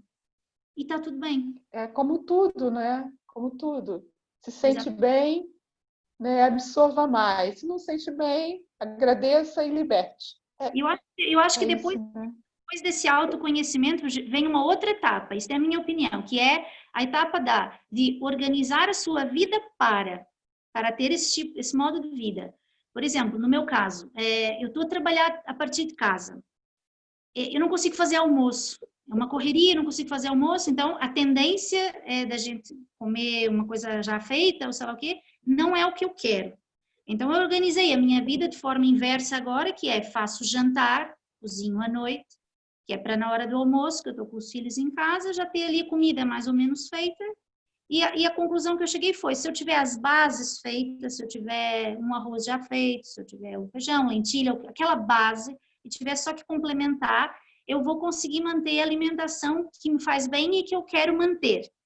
Se eu não tiver organização, aí tá tudo complicado, porque aí você vai... Já aconteceu do Pedro chegar em casa com uma pizza daquelas congeladas e meter no forno e depois toda a gente ficar, mas isso não soube bem. Então, a gente volta para trás e recomeça, né? Organizar de novo, sem nenhuma neurose, mas você depois já começa a conhecer, que se você tiver uma sopa feita, se você tiver, né, aquela base, eu também prefiro arroz integral, mas também se tiver que fazer um arroz basmati, vou fazer e adoro. E aí vai depender do quê? Se eu deixei o arroz de molho um dia antes, se deu tempo de fazer. Então, a organização é É essencial. verdade. Olhando para isso, a gente toca o outro lado, que é o que nós falamos antes sobre, né, não cozinhar a sua comida. Né? A falta de organização muitas vezes faz com que a gente acabe não cozinhando a nossa comida. Vocês não sentem que se a gente tem opção, né, ou necessidade de não cozinhar a nossa comida, que a gente não deveria pelo menos escolher uma comida que tenha a forma de cocção parecida com a nossa? Isso implica muitas vezes a gente escolher pessoas especiais da onde a gente vai comprar comida, porque não é feito por nós, mas sabemos que dali vem pelo menos alguma coisa parecida. Essa ideia de cozinhar também para os outros faz parte dos processos de vocês? Catarina, isso faz parte do teu negócio profissional hoje? Como é isso? Eu adoro fazer comida personalizada. Tenho alguma dificuldade quando as pessoas... Como é isso? Comida personalizada. Tem uma etiqueta? Dando um exemplo simples, houve pessoas que já, assim, em almoços ou jantares ou o que seja, ou até mesmo nos workshops, as pessoas as provam e depois dizem, e tu vendes para fora? E eu assim, sim, posso vender. Então, e que hambúrgueres é que tu tens? E eu fico... O que é que os hambúrgueres que eu tenho? Diz-me tu que ingredientes é que tu gostas para eu, dos ingredientes todos que tu gostas, eu tentar fazer os hambúrgueres para ti. Porque... Tu já me fez essa pergunta. Quando eu te perguntei que hambúrguer que você tem, você me fez exatamente essa pergunta. É o que você gosta? E eu... Porque para mim, por exemplo, eu estou agora a fornecer um espaço em Carcavelos. E eu estava a fazer os hambúrgueres e estava a tentar seguir os ingredientes que tinha posto. E quando estive a verificar os ingredientes, porque eu faço as coisas de uma forma muito intuitiva. Provo e depois digo, não, agora precisa aqui de mais um bocadinho de azeite, não, agora precisa aqui de mais de cominhos, agora precisa de um bocadinho mais de aveia para isto ficar mais consistente. Estou a dar o exemplo dos hambúrgueres, mas é com tudo. E eu estava a fazer os hambúrgueres e a pensar, isto devia ter agora, era aqui um bocadinho de pimentos. E fui ver os ingredientes, assim, mas é que não tem pimentos, nos ingredientes não tem pimentos, e agora não vou pôr, porque se calhar a pessoa até escolheu aquele menu porque gosta dos ingredientes e se calhar não gosta de pimentos e é esquisito a pessoa chegar e provar e dizer, olha, eu detesto pimentos e isto agora não me faz sentido. E então eu prefiro que a pessoa diga os ingredientes todos que gosto, digamos assim, porque quando eu estou a fazer com a intenção. Não sei se mesmo que seja eu fazer umas bolinhas energéticas e que faço 2 doses porque é para 2 pessoas diferentes, eu quando estou a fazer as bolinhas, eu estou, mesmo que eu não conheça a pessoa, eu estou a imaginar a pessoa, estou a imaginar situações, e passo, eu acho que passo energia, eu não tenho conhecimentos, não estudei sobre o assunto, mas acredito muito na nossa intenção e na forma como nós fazemos as coisas. Portanto, se eu estou ali a embrulhar as bolinhas e estou ali, eu estou a passar essa energia. Por isso é que então, eu tu gosto tem uma empresa muito... de catering, é isso? Eu não estou só focada na parte do catering, eu forneço comida, sim, se as pessoas quiserem experimentar a minha comida, obviamente que podem experimentar, mas a minha vontade é ensinar mesmo outras pessoas a cozinhar de uma forma também mais sustentável, mais consciente e que aprendam a gostar de cozinhar para elas próprias.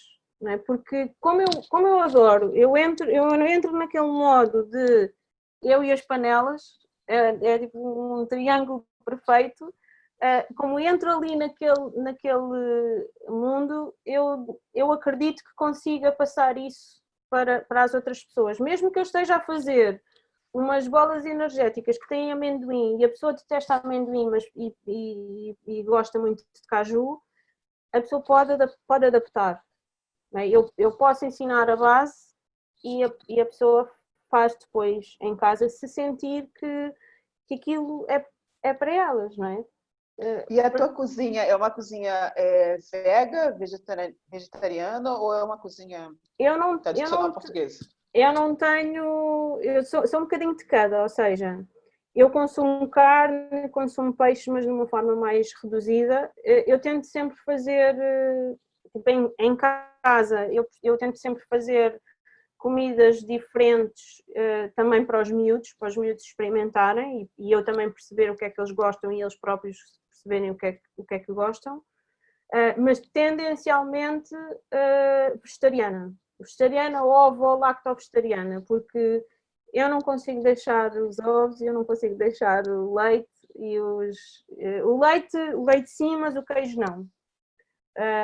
Não consigo, quer dizer, ainda não me fez sentido, não é? Ainda não me fez sentido. De vez em quando experimento assim, já há umas semanas experimentei fazer um patê de cenoura, em vez de usar o queijo numa torrada, tipo queijo fatiado, experimentei fazer o patê de cenoura para também ser diferente. Mas ainda sou muito do queijo e dos ovos. Mas gosto muito de experimentar. Como é o nome da tua empresa? Raiz nutre com amor, porque a ideia não é só ensinar a parte da cozinha, de cozinhar de uma forma mais consciente e sustentável, mas também ir um pouquinho no processo da raiz, ou seja, nós, da mesma forma como a Danielle percebeu que desde pequena que a questão da carne não lhe fazia sentido, nós precisamos muitas vezes de ir à raiz e tentar entender alguns sinais que já estavam a dar há muito tempo e aceitar e fazer a transformação a partir daí, não é? Na realidade, um bocadinho também como o meu processo, não é? Da questão da diabetes, e poder olhar para este processo não como mágoa, não é? Mas como algo que fez parte precisamente do processo e que me ajudou a chegar onde estou hoje e o processo vai continuar, não é? Porque não vejo isto como algo, agora está assim e está bom, não é? Porque achei super interessante a questão da dieta do sangue, do tipo de sangue. Fico cada vez mais apaixonada pela parte do vegetarianismo e do veganismo. Portanto, é um bocadinho de cada. Também estudei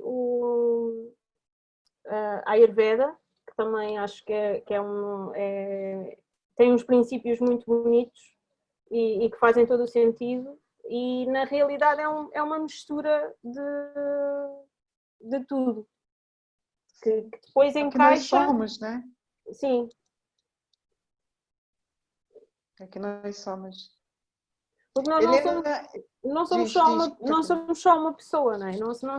Quer dizer, nós somos uma pessoa, mas somos pequeninas coisinhas, não é? E essa questão de a associação, por exemplo, de quem quer passar para o veganismo, que tem a parte emocional também muito associada a isso, de repente parece que nós vamos andar a remar contra a maré e se não temos pessoas à volta que seguem esse estilo de vida, a parte emocional que nos pede para fazer essa mudança, mas depois a outra parte também emocional que parece que estamos a afastar-nos, por exemplo, da família ou o que seja, é um bocadinho... E a fazer esta junção, a raiz pretende de facto juntar estas duas coisas. Para nutrir com amor. Ok. Deixa eu ver, Helena. Helena, algumas pessoas perguntaram aqui, né, se tinha livros, né, falando sobre a dieta do tipo sanguíneo, se podia informar. Qualquer pessoa pode fazer essa dieta desde que saiba o tipo sanguíneo? Sim, qualquer pessoa pode fazer, pode adaptar a sua alimentação à sua individualidade biológica. Sim. A única coisa que tem que saber é qual é o seu tipo sanguíneo. Ok, ok. E de que forma tu ajuda as pessoas com isso? Como sabes, eu tenho as edições Mahatma, e nas edições Mahatma estão os livros disponíveis da doutora Emília Pinheiro e também do Fernando Ferreira, que é um homeopata e um naturopata também brasileiro, que tem também um livro publicado pelas edições Mahatma, e eu até já pus aqui nos comentários, houve a Silvia que pediu. Estes são Então, três repete de novo, Helena, o nome dos autores e o livro. Posso mostrar este aqui? Olha, este é o da doutora Emília Pinheiro, que é a dieta pelo tipo sanguíneo. Doutora Emília Pinheiro, é isso? Ela é portuguesa, mas está há 40 anos no Brasil. Tá bem, Emília Pinheiro, a dieta do tipo sanguíneo. E o outro? Pois, o outro é este, é o Poder Revolucionário da Nutrigenética. E é de quem? É dela também? Também. Tá E bem. depois, o livro do Fernando Ferreira, que é um naturopata brasileiro também, que também aprendeu com a doutora Emília Pinheiro, que também versa sobre a dieta do tipo sanguíneo. Estes 3 livros eu já coloquei aí nas informações, porque houve uma pessoa... Mas é para quem não está aqui, né, vendo o chat, só está ouvindo, poder também anotar. Estes livros podem encontrá-los na FNAC, na Bertrand, ou então irem ao site das edições maatma.pt e nós também enviamos. Então a gente faz a dieta do tipo sanguíneo sozinho? É só lendo um livro, aprende e faz, é isso? Eu também facilito consultas de forma presencial ou ou online. Também facilito, e tenho uma página que é Dieta pelo Tipo Sanguíneo, Helena Mineiro, Dieta pelo Tipo Sanguíneo. Também podem aceder a essa página na internet. E nessas consultas, tu auxilia as pessoas a seguirem a dieta? Exatamente. Nessas consultas, o que eu faço é, no fundo, uma orientação, dou às pessoas uma orientação, no sentido delas deixarem, procuro saber que tipo de alimentação é que elas têm, quando elas chegam, qual é que é o histórico delas, digamos assim, e no fundo orientá-las e dizer-lhes que não devem de todo comer X alimentos, que devem passar a comer Y alimentos e que existem alimentos que são neutros, ou seja, não fazem nem bem nem mal, podem comer à vontade. Okay. A questão aqui é que a partir do momento em que a pessoa integra este tipo de alimentação, ela vai perder ou recuperar peso. Porque uma dieta faz exatamente isso. A dieta não é, e eu comecei a minha intervenção dizendo precisamente isso, é que as pessoas ouvem falar em dieta é para perder. Não, pode ser para ganhar. Há pessoas que são muito magras e que estão a fazer tudo ao contrário sem saber. E precisam efetivamente de adquirir peso e não se perder. E com o ajuste, aquilo que se passa é que, como nós não temos consciência do que estamos a fazer, vamos afastando do objetivo ao invés de nos aproximarmos. É tão simples quanto isso, não é? Como tudo na vida, não é? Estamos a falar mas isso é para tudo na vida. Ok. E a gente consegue te encontrar pelas redes sociais, né? Que você disse. Página no Facebook e no Instagram também. Ok.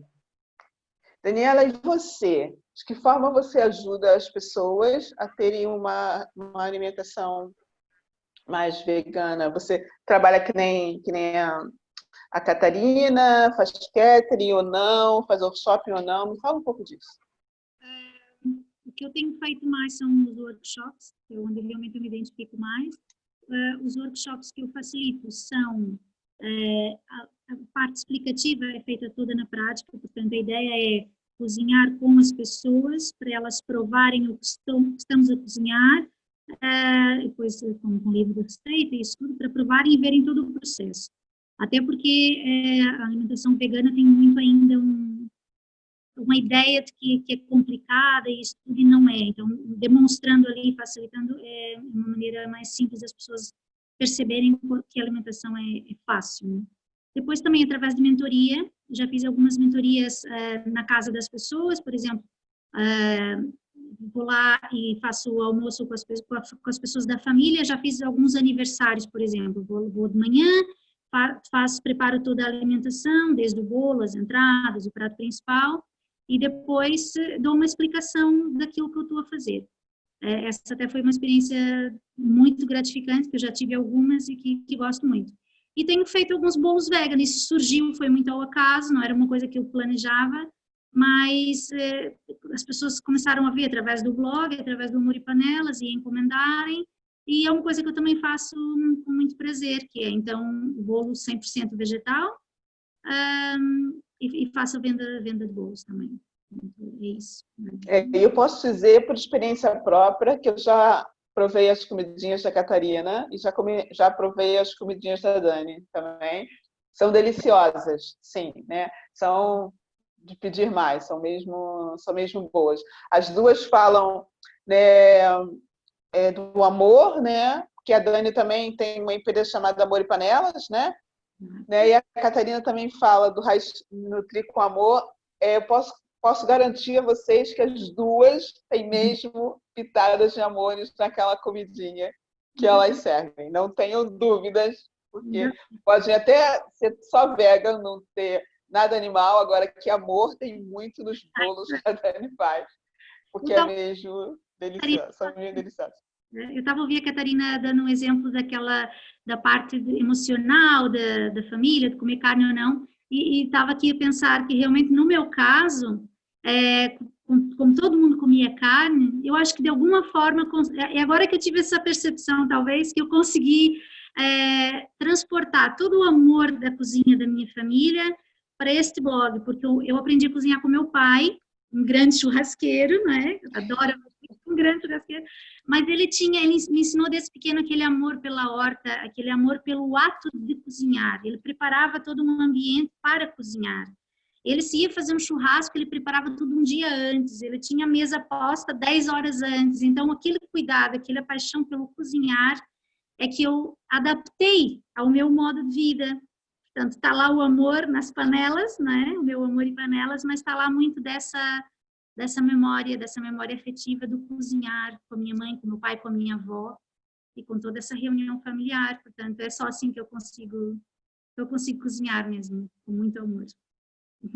É verdade. E tanto eu quanto a Dani, né? Estamos num país que a história se passa muito de volta da mesa, né? Eu me deparei com isso, né, aqui em Portugal.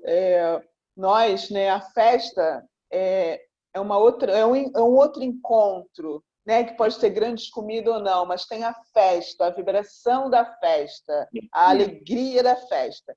Aqui há mesmo a reunião na energia amorosa em volta da mesa, que é onde as pessoas expressam todas as alegrias.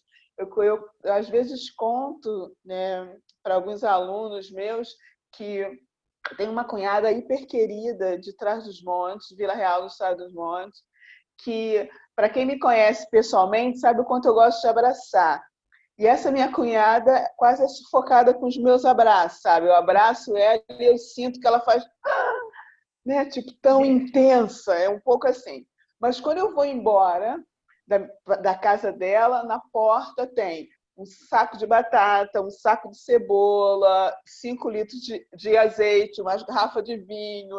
E eu falo, é brutal a forma como nós comunicamos o quanto gostamos uma da outra. Eu vou logo com um abração e ela está aqui a comidinha para te nutrir. uma das coisas muito interessantes quando a gente passa Natal lá, ela faz questão de, quando a gente vem embora, vir um Tupperware cheio de rabanada, porque ela descobriu que eu amo rabanada. Então, eu venho de lá, de Vila Real, até aqui, cheio de rabanada. É isso, né? Aqui é como se fosse uma comunicação, né? Eu posso até não conseguir dizer gosto de ti, mas eu levo-te um bolinho e entenda que isso quer dizer gosto de ti.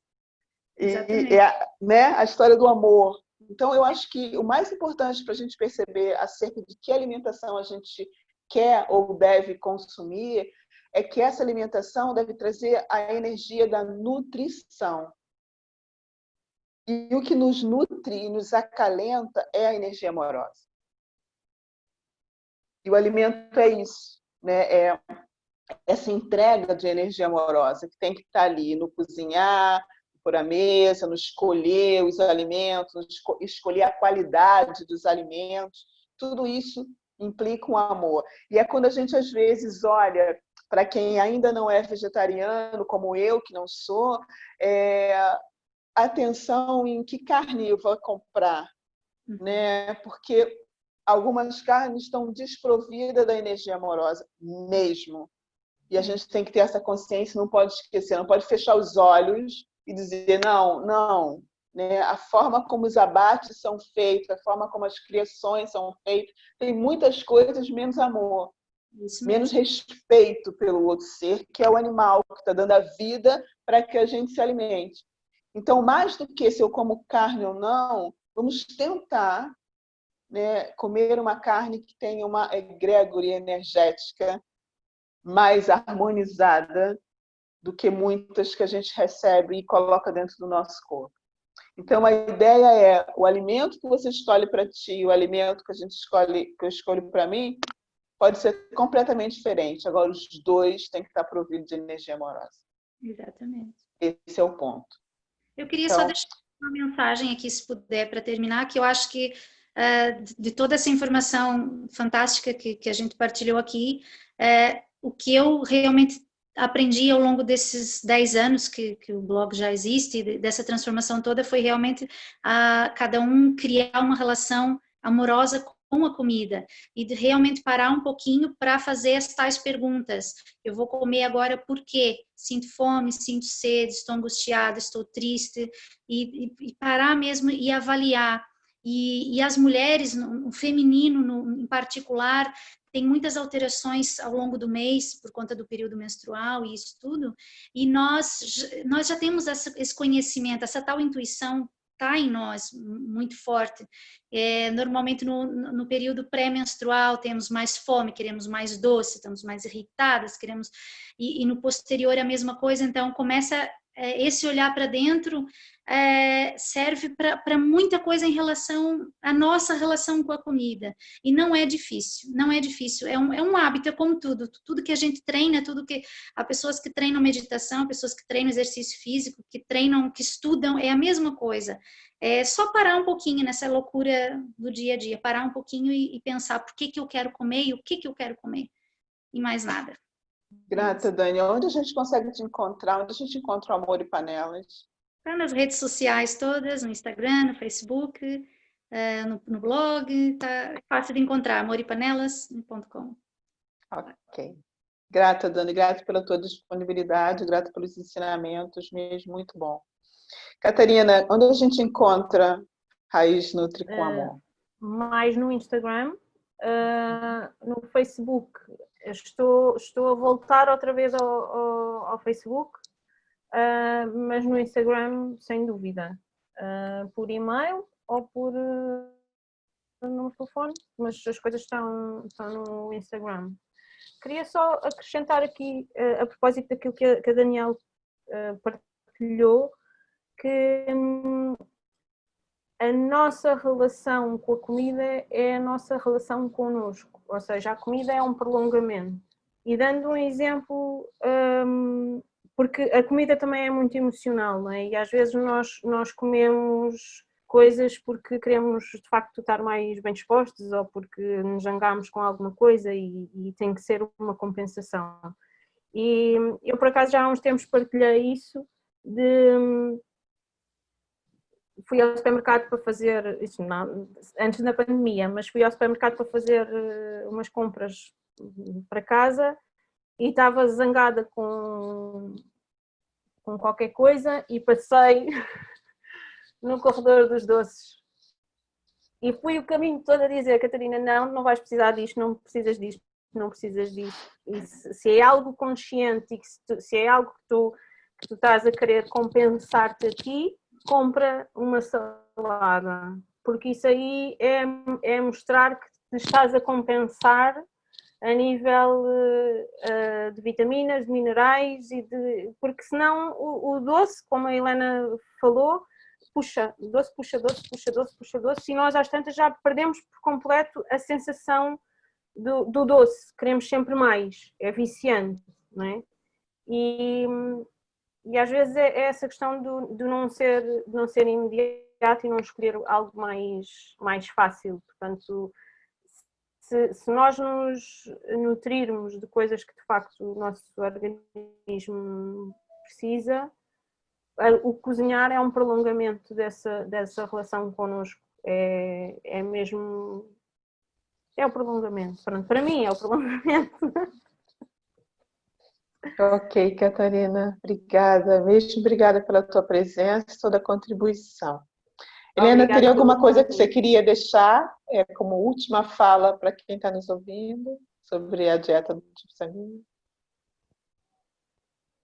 Olha, queria terminar com uma frase que eu costumo dizer, que é: cuide de ti, cuide dos teus e seja imensamente feliz. E pode fazer isso tudo olhando para dentro, percebendo que tipo de caminho quer percorrer, sabendo que é transgredindo que também evoluímos.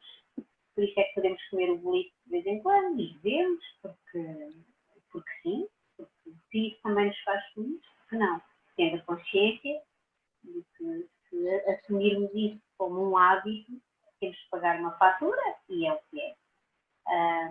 Mas viver é uma coisa tão boa que não devemos abdicar de tudo aquilo que é prazeroso. Então, é isso tudo, e que nós somos como um bolo. Quando falta lá uma fatia, já não é aquele bolo, é outro qualquer. Mas somos holísticos, não é? Temos tudo cá dentro. E é ter essa consciência. E é isso. Grata, Helena. Mesmo grata pela tua presença, por todo o conhecimento passado. Eu queria fechar também com tudo que vocês trouxeram hoje, para que a gente também perceba que a gente escorrega, né? Todos nós escorregamos algumas vezes.